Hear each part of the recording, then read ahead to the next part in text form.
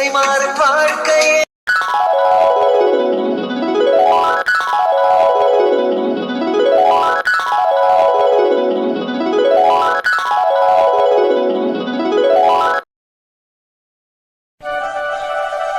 மணி 10 போகுது. இந்த சரசால எங்கேயோ உண்ணம் காணுமே. காலையில 9 மணிக்கே வந்துடுறேன்னா எங்கேயோ உண்ணம் காணோம். வீட்டுக்குள்ள ஒரு வேலையும் செய்யாட்டியுமே இவளுக்கு மட்டும் என்னைக்குமே தீராது பார்த்துக்கோ. என்னமோ அப்படித்தான் மலையை பேக்கிறவளாட்டு வந்து சொல்லுவா. ஏதோ ஒரு மாப்பிள்ளை பையன் இருக்கிறான்னு சொன்னாலே நானும் மாறு என்ன ஏதுன்னு தெரிஞ்சுக்கலான்ட்டு ஒரே ஆர்வமா உட்காந்துட்டு இருக்கிற இவளை எங்கேயும் உண்ணம் காணோம். அம்மா அம்மா, என்ன மீனா வெடியாலேயே அம்மாவை தேடி வந்திருக்கிற? என்ன விஷயம்? அம்மா, பக்கத்துல என் ஃப்ரெண்டு வீட்டு வரைக்கும் போயிட்டு வந்துடுறேம்மா. யார் வீட்டுக்குடி போற? நந்தினி நந்தினின்னு அவ கூடவே சுத்திட்டு திரிஞ்ச. அவ நல்ல கணக்க பெரிய இடமா பார்த்து கை வச்சு இழுத்துட்டு ஓடிட்டா. உனக்கு அந்த விவரம் வைக்கானும் பத்தாது. யார் பக்கடி போற? ஐயோ அம்மா, ஹரிணியை பார்க்கறதுக்கு தான் போறேன்னு சொன்னா இன்னும் கோபப்படுவாங்க. பேசாம வேற ஏதாவது போய் சொல்லிட வேண்டியதுதான். அடியே, அங்க என்னடி மூணு என்னமோ பேசிட்டு இருக்கிறேன். அம்மா கிட்ட என்ன போய் சொல்லிட்டு ஊர சுத்தருக்கு போலானா பார்த்துட்டு இருக்கிறேன். அம்மா, அதெல்லாம் ஒன்றும் இல்லைம்மா. பக்கத்துல என் ஃப்ரெண்டை பார்த்துட்டு வந்துடுறேம்மா. அதுதான் யாருன்னு கேட்டுட்டு இருக்கிறேன்டி. அது புரியலையா? எனக்கு தெரியாம எந்த ஃப்ரெண்ட் இருக்கிறா உனக்கு? இருந்ததே அந்த நந்தினி மட்டும்தான். அவளும் இப்ப இல்லை. அப்புறம் எவ்வளோ பார்க்கறதுக்கு போற நீயே? அம்மா, எங்க கிளாஸ்ல புதுசா ஒரு பொண்ணு சேர்ந்துருக்காம்மா, ரம்யாம்மா. அவ இந்த ஏரியால தான் இருக்கன்னு சொன்னாம்மா. அட்ரஸ் கூட சொல்லியிருக்கா. நான் போய் பார்த்துட்டு வந்துடுறேம்மா, ப்ளீஸ்மா. ஏண்டி, அந்த பிள்ளைய இப்பத்தான் வந்து சேர்ந்துருக்கிறா. அதுக்குள்ளேயும் என்னடி பழக்கம்? வீட்டுக்கு போற அளவுக்கு அந்த வேலையெல்லாம் வச்சுக்கூடாது. பேசாம போய் படிக்கிற வேலை இருந்த பாரு போ. அம்மா அம்மா, என் செல்ல அம்மா இல்ல, ப்ளீஸ்மா. அவ இந்த ஊருக்கு புதுசுங்கிறனால அவளுக்கு எங்க கடை இருக்கு, எங்க என்ன வாங்கணும் எதுவுமே தெரியலம்மா. யாரையுமே தெரியல. பாவம்மா, நான் போய் ஹெல்ப் பண்ணிட்டு வந்துடுறேம்மா. ஏண்டி, அந்த பிள்ளைக்கு தெரியாட்டி அவ அப்பனா தலுக்கு கூட ஒன்றும் தெரியாமையா வந்திருப்பாங்க? ஊர் விட்டு ஊர் வர தெரியுது. அதெல்லாம் பொழைக்கிறதுக்கு நல்லா தெரியும். நீ போய் பொழைக்கிற வழி பாரு போடை. அம்மா அம்மா, ப்ளீஸ்மா, என் செல்ல அம்மா இல்லை. அம்மா, இன்னைக்கு என் கிளாஸ்ல கூட எனக்கு எழுதுறதுக்கு ரொம்ப ஹெல்ப் பண்ணாம்மா. நான் ஒரு நோட்ஸ் எல்லாம் எழுதாம மிஸ் பண்ணிட்டேன். அவதாம்மா கொடுத்து ஹெல்ப் பண்ணா. ப்ளீஸ்மா, நான் போய் பார்த்துட்டு வந்துடுறேம்மா. இங்க வாரடி மீனா, வெடியாலேயே என்கிட்ட வாங்கி கட்டிக்காத.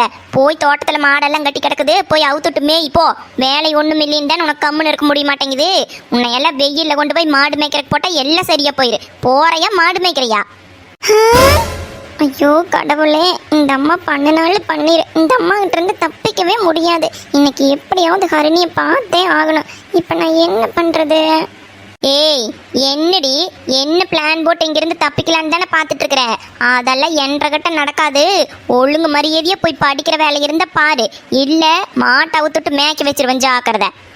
அம்மா அம்மா, ப்ளீஸ்மா, என் செல்ல குட்டி அம்மா இல்லை, என் புஜ்ஜு குட்டி அம்மா இல்லை, நான் உன் பொண்ணு தானே. இந்த ஒரு தடவை மட்டும் என்ன அலோ பண்ணுமா ப்ளீஸ்மா. நான் போயிட்டு டக்குன்னு 10 நிமிஷத்துல வந்துடுறேம்மா. நான் வந்ததுக்கு அப்புறமா நீ சொல்ற வேலையெல்லாம் செஞ்சு கொடுக்குறேம்மா. ப்ளீஸ்மா, இந்த ஒரு தடவை மட்டும் அலோ பண்ணுமா. ப்ளீஸ்மா ப்ளீஸ்மா ப்ளீஸ்மா. ஆடிச்சி கையோடு. அம்மா ப்ளீஸ்மா. நான் சொல்றத கேட்குற மாதிரியே இல்லையலடி நீ. இந்த ஒரு தடவை போனா போகுதுன்னு விடுறேன். இதுக்கப்புறம் நான் சொல்றத நீ கேட்காம நடந்த அப்புறம் நடக்கிறதே வேற.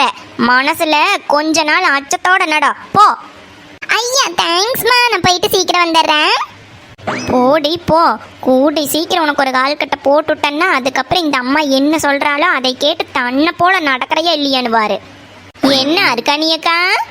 வாசரசே, 9 மணிக்கே வாரன்னு சொன்னேன். மணி 10:10 போகுது. தென்னுதேன் பண்ணுன வீட்டுல இன்ன வரைக்குமே. நான் வர்றது இருக்கட்டுமாக்கா. தெங்க மீனை அறக்க பறக்க ஒரே கொசியா ஓடுறா. யாரோ அவ ஃப்ரெண்டை பார்த்துட்டு வரேன்னு சொன்னேன். நானும் வேண்டான்னு சொன்னேன், கேட்காம போறேன். போகட்டும் எப்படியோ இன்னொரு கொஞ்ச நாளைக்கு. அப்புறம் ஒரு கால் கட்டை போட்டுட்டோம்னா தன்னை போல வீட்டோட கிடக்குறா. அதுக்கு தேனக்கா நான் சொன்ன மாதிரியே ஒரு மாப்பிள்ளை பையனை பிடிச்சிட்டு வந்திருக்கிறேன். ஏன் ஜரசு, மாப்பிள்ளை நெசமாலுமே நம்ம கட்டுப்பாட்டுக்கெல்லாம் ஒத்து வருவானா? நல்ல பையன் தேனவா? அருக்கணியக்கா, அவசரப்படாதியக்கா. முதல்ல நம்ம கல்யாணத்தை பண்ணோன்னு, அதுக்கப்புறம் தான் வீட்டோட மாப்பிள்ளையா கொண்டு வரதை பத்தி யோசிக்கணுமாக்கா.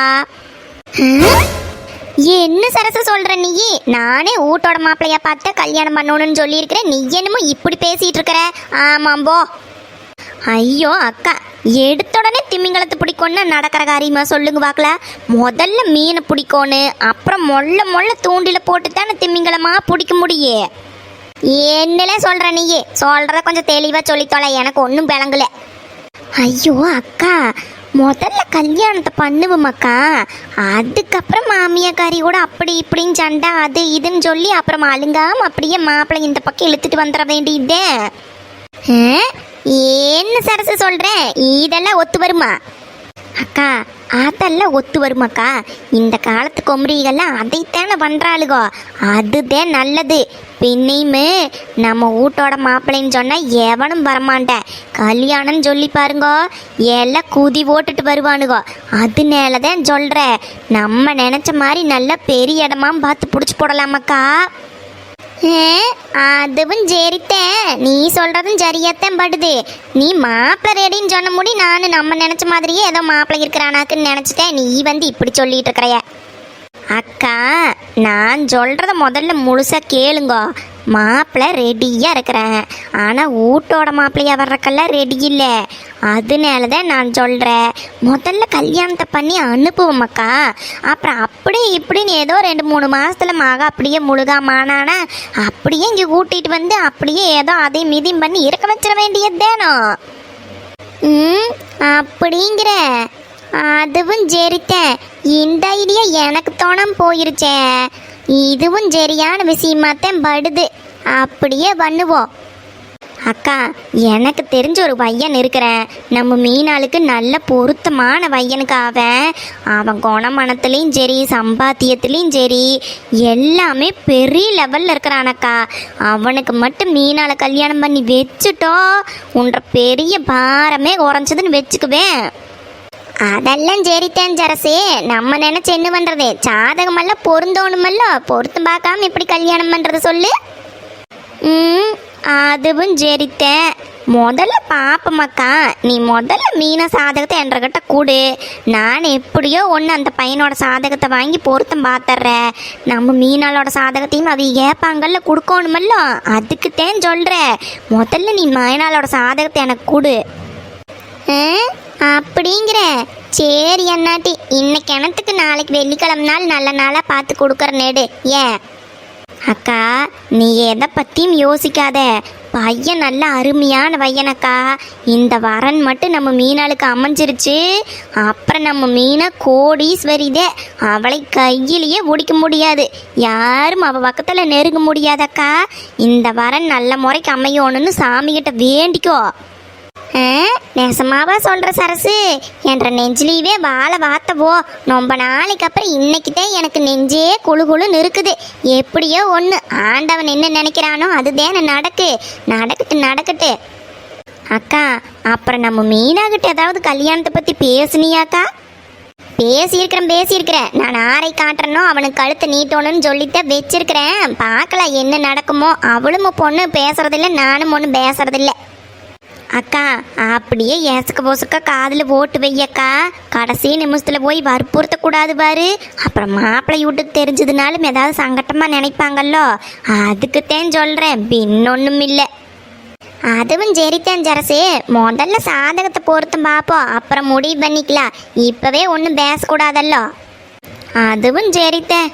சரி என்னாட்டி எப்படி நடக்குதுன்னு பொறுத்திருந்து பார்க்கலாம். சரி இரு, நீ நல்ல விஷயத்த என்ற காதில் போட்டிருக்கிற. நான் போய் என்னால் உனக்கு ஸ்வீட் செஞ்சு எடுத்துட்டு வரணும். ஐயையோ அக்கா அதெல்லாம் வேண்டாம். ஏன் எனக்கு இருக்கிற சக்கரை வத்தாது, அதையும் வேற ஏற்றிக்கணுமா? இந்த கல்யாணம் முதல்ல நல்ல முறைக்கு மூடிட்டக்கா, அப்புறம் ஒரு விருந்து சோத்தையவே தின்னுட்டா கிடக்குது.